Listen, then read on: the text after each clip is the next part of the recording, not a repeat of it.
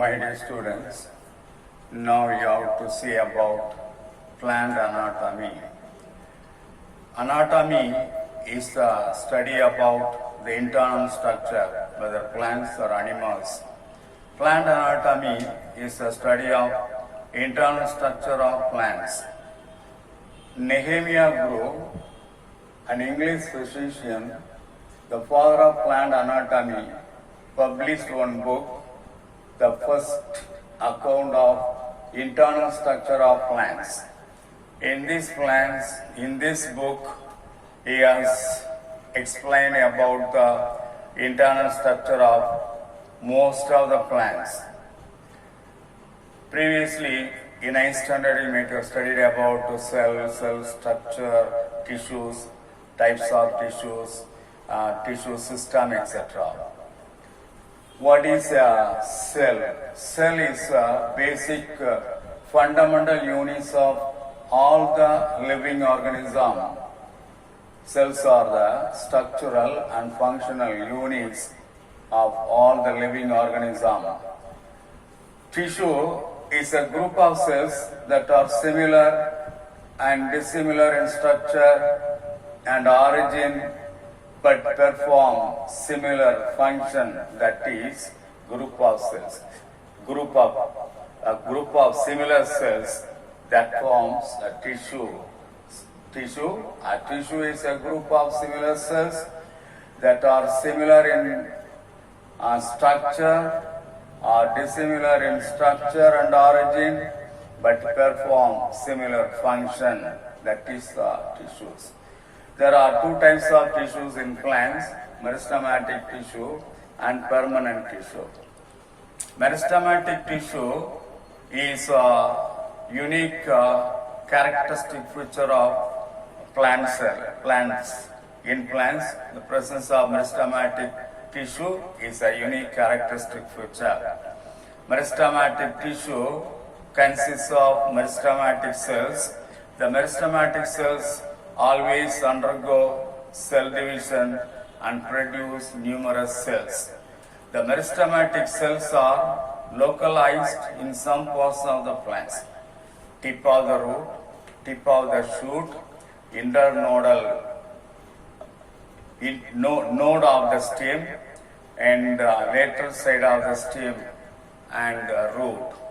They are the places of meristematic tissue or meristematic cells. Meristematic cells are having some special features, some special characteristic feature. Meristematic cells are isodiametric. Meristematic cells are compactly arranged. They are having the cells of the meristematic tissue contain dense amount of cytoplasm and prominent nucleus. Inside the cell, vacuole is absent. Presence of a very big vacuole is a characteristic feature of all the plant cell.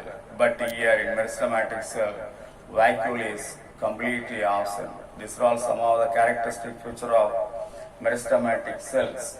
Meristematic cells are self-perpetuating.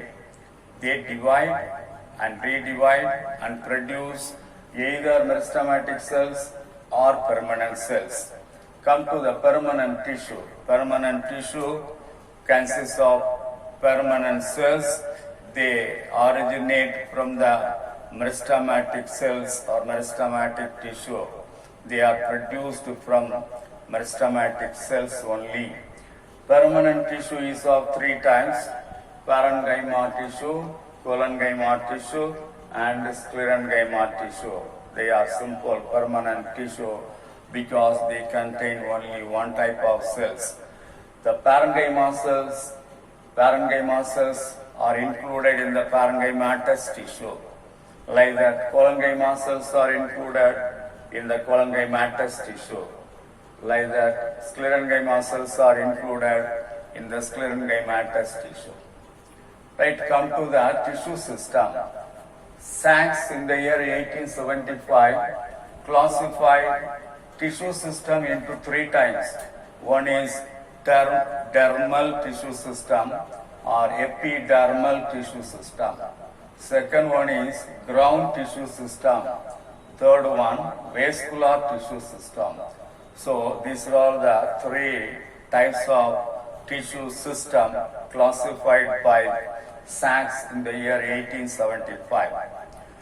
There are some components present in the tissue system, and according to that, the functions carried out by the tissue system given in the table 12.1 on page 174.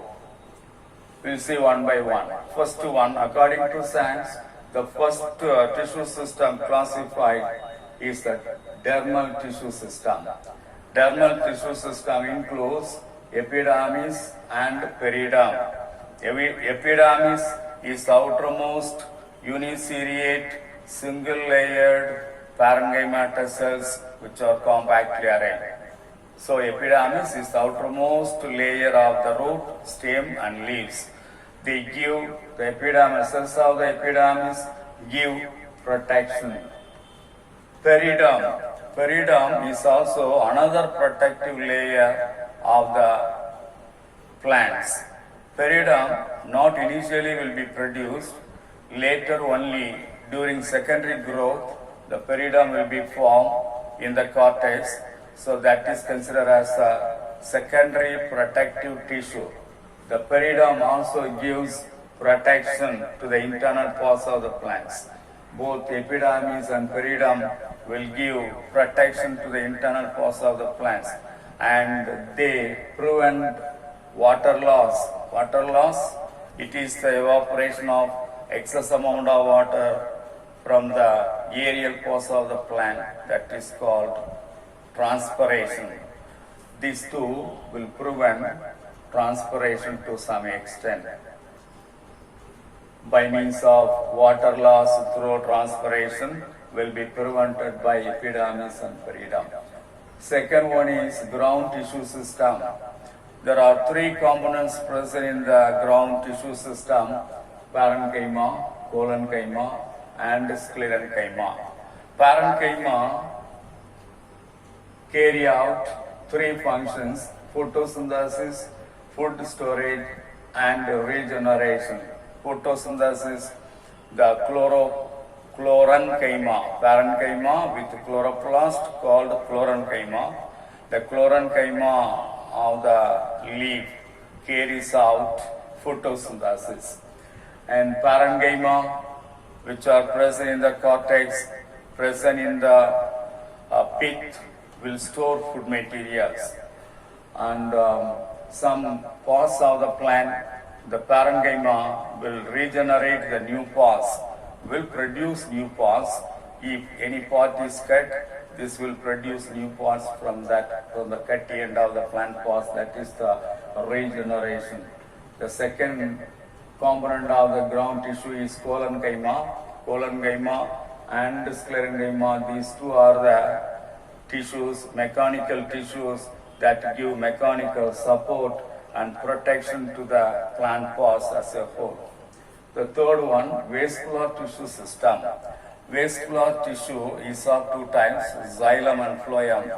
Xylem is a water conducting tissue, so the xylem will conduct water and minerals from root system to the aerial parts of the plant. The phloem is a food conducting tissue.